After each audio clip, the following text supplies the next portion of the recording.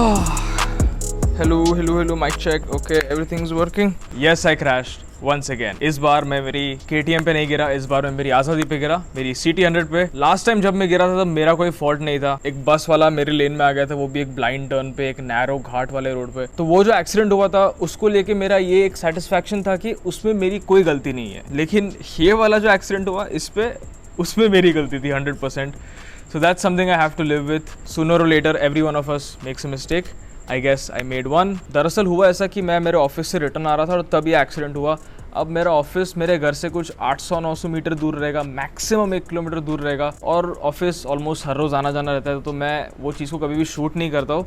But इस बार मैंने मेरे चेस्ट पे एक वो गोप्रो वाला चेस्ट का स्ट्रैप लगाया हुआ था, इधर से चेस्ट एंगल, एक थोड़ी नई चीज़ ट्राई करने के लिए. एंड बिकॉज मेरा ऑफिस मेरे घर से इतना पास है और मुंबई में इतनी गर्मी रहती है, इसलिए मैंने ये वीडियो में शॉर्ट्स पहने हुए, नहीं तो लोग सीधा कमेंट करें कि भाई छपरी छपरी छपरी. और एक बात, ऑब्वियसली मेरे CT100 में ABS नहीं है, इसमें कुछ कॉम्बी ब्रेक जैसा कुछ तो सिस्टम है, लेकिन वो भी सही से काम नहीं करता है. तो ये जो मेरी बाइक है ना, इस पर मैं ड्रिफ्टिंग, स्किड्स या जो उसे कहना है कहो, या फिर बैकिंग इट इन जो कहते हैं, सुपर मोटो में जब करते हैं कि your steering is turning left but you are still going right, वैसा वाला मैं इसमें करता हूँ. So this bike is a lot of fun for that reason. It's very lightweight, और ये स्किड बिट मैं कुछ 6-8 महीने से कर रहा हूँ, तो मैं इससे काफ़ी यूज टू. तो मैं ऑफिस से आ रहा था और वैसे ही मैं स्किड्स बिट्स कर रहा हूँ. अब जैसे कि देख सकते हो मैं राइट लेन में हूँ और फिर मैं लेफ्ट लेन में स्किड मारते मारते मारते जाता हूँ. तो ऐसे ही बस मैं टाइम पास कर रहा था, क्योंकि रिकॉर्ड हो रहा है, बस थोड़ा बहुत देखना है कि कैसा आता है वगैरह. तो बस अब मैं ज़्यादा नहीं बोलता हूँ, वीडियो देख लो.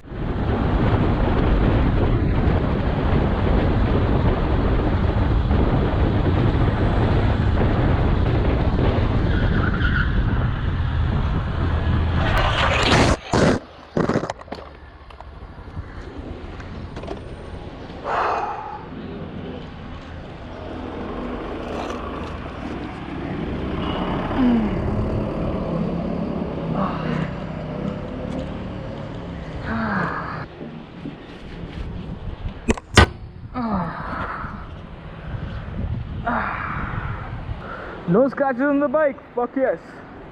Nothing happened to the bike. इधर पे ये हाथ छिल गया. Long scratch.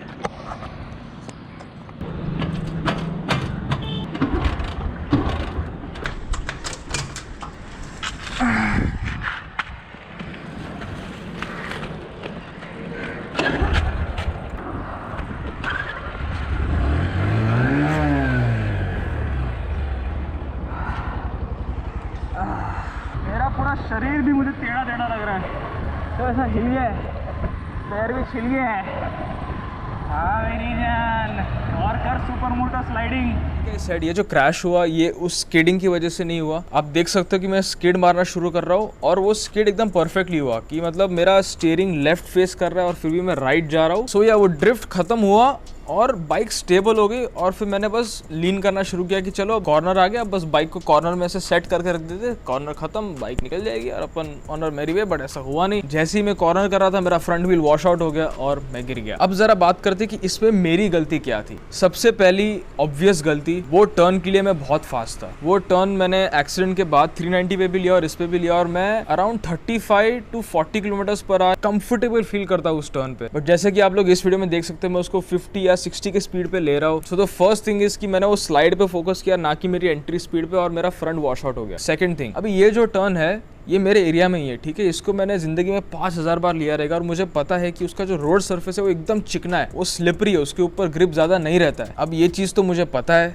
बट फिर भी मैंने उस टर्न में ऐसे पुश किया जैसे कि इसमें एक रेस ट्रैक वाली ग्रिप है, एकदम हाई क्वालिटी सरफेस है, जो ये बिल्कुल भी नहीं है. तो ऐसा हुआ कि एक तो ऑलरेडी बहुत फास्ट जा रहा हूँ, रोड सरफेस एकदम चिकना है, तो गिरेगा ये बंदा. अभी तीसरी चीज, सबसे important factor I would say इसमें, मेरे टायर्स. अभी फिलहाल मेरे बाइक में TVS यूरो ग्रिप के टायर्स है. 3 साल से यही टायर का सेट चल रहा है मेरे बाइक पे. आई थिंक अभी 16,000 किलोमीटर के आसपास कुछ हुआ रहेगा बाइक में. ये उसका फर्स्ट सेट है. जब बाइक आई थी तभी यही टायर्स के साथ आई थी. एंड द थिंग इज कि ये टायर्स पहले से ही मुझे बहुत कम ग्रिप दे रहे. ऐसा ग्रिप की मतलब मज़ा नहीं आ रहा है. And plus on top of that it's worn out. I was riding on a worn out, खत्म, tata bye bye, finish tyre. ये पूरे क्रैश के बारे में सबसे स्टूपिड चीज़ मुझे यही लगी कि मैं वोर्न आउट टायर के साथ राइड क्यों कर रहा था। मेरे 390 में टायर चेंजेस के साथ मैं हमेशा अप टू डेट रहा हूँ, because it's a very powerful bike, it's a very fast bike and I push that bike when I ride it, so I can't risk it with bad tyres. पिछले कुछ 6 महीने से मेरे आज़ादी के tyres उसके वेयर इंडिकेटर पे उसका रबर सूख गया है और मुझे पता था कि ये वोर्न आउट है, इसलिए मैंने अपने आप को एक मेंटल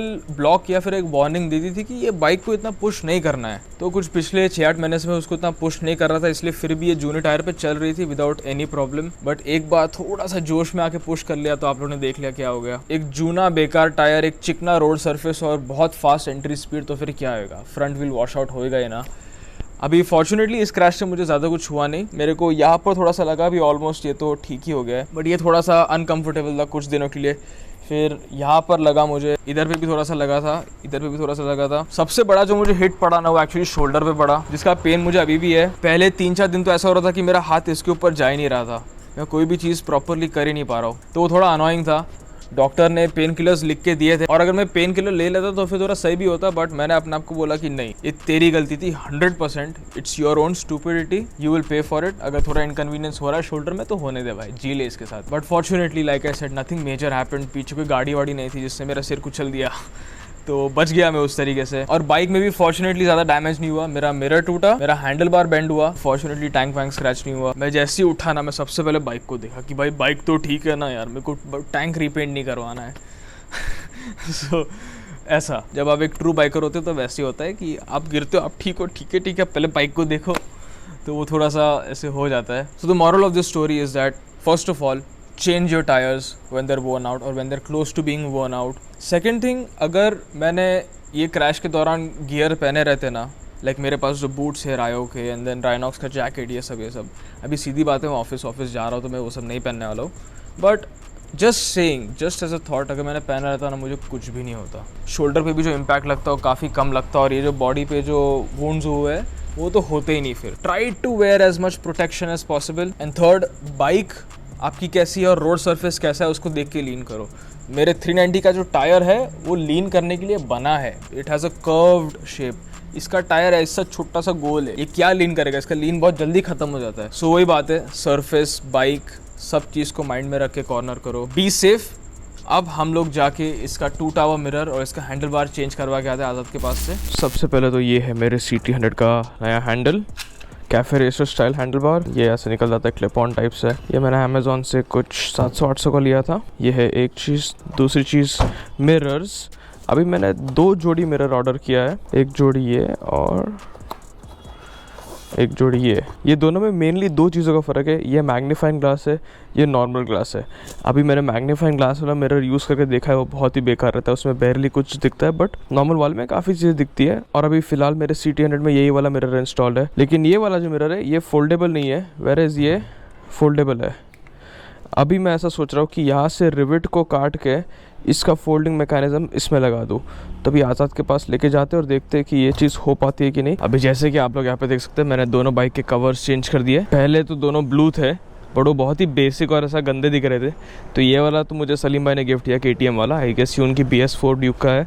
और ये काला वाला मैंने अमेज़ॉन से मंगाया। बेचारी मरीज़ घायल, पिछले 1 आध हफ्ते से मैं इसको ऐसे ही चला रहा हूँ, बेंट हैंडल बार के साथ, टूटे हुए शीशे के साथ। बहुत भाई गर्म हो गई इधर धूप में,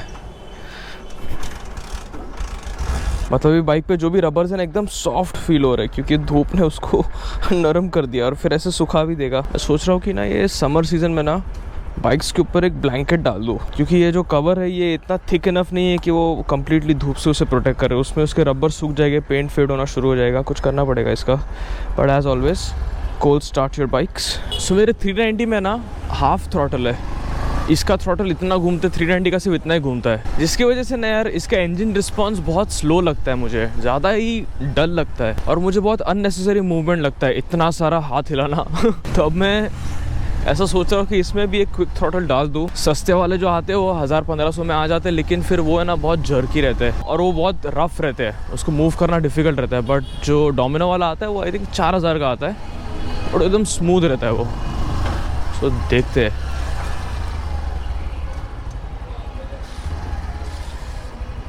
क्या बोलता है आज़ाद? आज़ाद ने बता दिया कि ये मिरर का जो है रिवेट कट के इसमें लगाना था वो नहीं हो पाएगा। सो अभी ये जो नॉन फोल्डेबल मिरर है उसके साथ ही जीना पड़ेगा।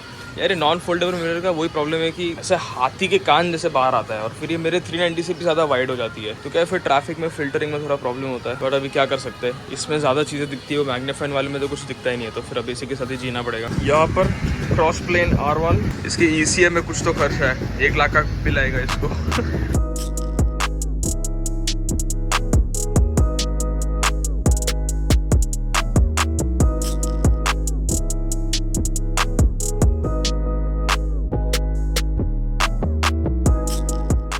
हैंडल बार जो है वो यहाँ से बेंड है, दिख रहा है कि नहीं पता नहीं वीडियो में, बट ये ज़्यादा घूम गया है और ये थोड़ा ज़्यादा सीधा है, वो शॉर्ट हो गया, तो ये पूरा चेंज करने की ज़रूरत पड़ गई। और अपना जूना वाला जो हैंडल बार है वो ये है, नया वाला जो है वो ये है, और दोनों में वजन में भी फ़र्क है। क्या लिया आपका,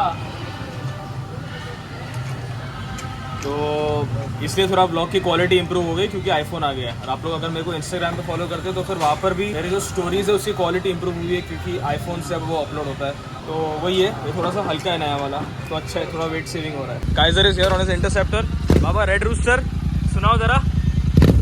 मैंने काफ़ी बार सोचा है कि मेरी 390 को भी ऐसा ऑल ब्लैक कर दूँ। ये बुरी नहीं दिख रही है, लेकिन क्या है ना कि जो 390 के जो एंगुलर कर्व्स है ना, जो उसके शार्प एंगल्स है वो इस ब्लैक में छुप जाते हैं, वो दिखते नहीं है। मतलब इसको है ना थोड़ा सा हल्का सा स्टिकरिंग स्मार्टली अगर किया ना तो फिर बहुत अच्छी दिखेगी ये।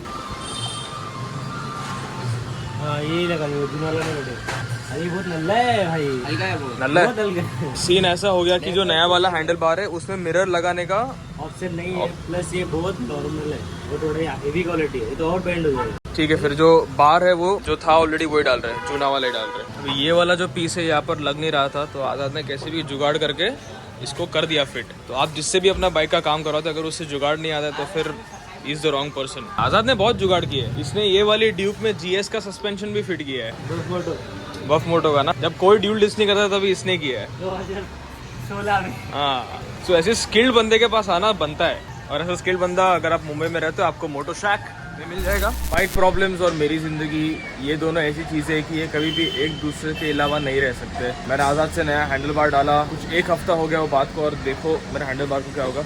आज़ाद कह रहा था कि काफ़ी नल्ले क्वालिटी का हैंडल बार है, उसकी बात सच थी। ये देखो इसकी आत्मा से निकल गया ये बिल्ला बहुत ज़्यादा क्यूट है, बड़ा बिल्ला है, दिखने में स्कैरी है लेकिन है इसकी आत्मा में क्यूटनेस भरी पड़ी। इधर देख रहे। एनीवेज, ये मैंने अमेजोन से मंगाया था। तो Amazon is sometime may be good, sometime may be shit. तो ये शिट निकला एकदम। ये कुछ 600 रुपये का मंगाया था। अभी इसके ऊपर ना ही रिटर्न अवेलेबल है ना ही रिप्लेसमेंट ऐसी कोई भी चीज़, तो ये तो पूरा पैसा वेस्ट गया। मैंने ऐसा ही similar looking but stronger quality मंगाया है, वो कुछ 800 रुपये का है, तो इसमें ऑलमोस्ट डबल पैसा चले गया। जितना सोचा था जाना चाहिए, बट ठीक है, नया हैंडल बार आ जाएगा और लग जाएगा और बाइक परफेक्ट हो जाएगी। कोई नहीं बिल्ले, ये सिलसिला तो चलते रहेगा। Thanks a lot for watching this one till here. Thank you, Boldi Ville. I'll see you guys in the next one. Bye bye. Hi, cutie baby.